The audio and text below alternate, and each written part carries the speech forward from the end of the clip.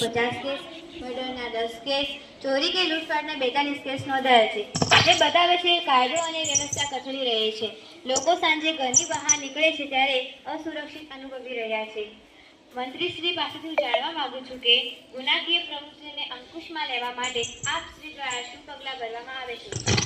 અમારી સરકાર દ્વારા 5000 થી વધુ કોન્સ્ટેબલ, 1500 પીએસઆઈની ભરતી પ્રક્રિયા શરૂ કરવામાં આવેલ છે. તેમજ દરેક ગામમાં પોલીસ સ્ટેશનની શરૂઆત થાય તે માટેની જોગવાઈ પણ કરવામાં આવેલ છે.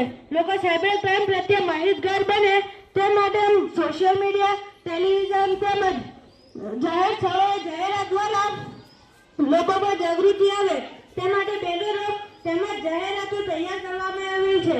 કોલેજ અને સુધી વધુ શાળાઓમાં શિક્ષકની ઘટ છે. મારી જાણ મુજબ લગભગ મારા મત વિસ્તારમાં 3200 માધ્યમિક, ઉચ્ચ પ્રાથમિક વિભાગોમાં શિક્ષકની ઘટ છે.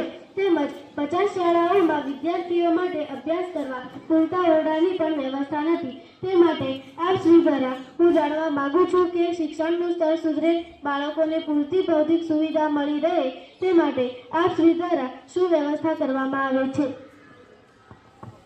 શિક્ષણ મંત્રી બુધાબેન જવાબ આપશે. જણાવવા માંગુ છું કે હાલમાં કચ્છ જિલ્લામાં બદલીથી અન્ય જિલ્લામાં ગયેલા શિક્ષકોના કારણે ઘણી બધી જગ્યા ખાલી પડેલ છે.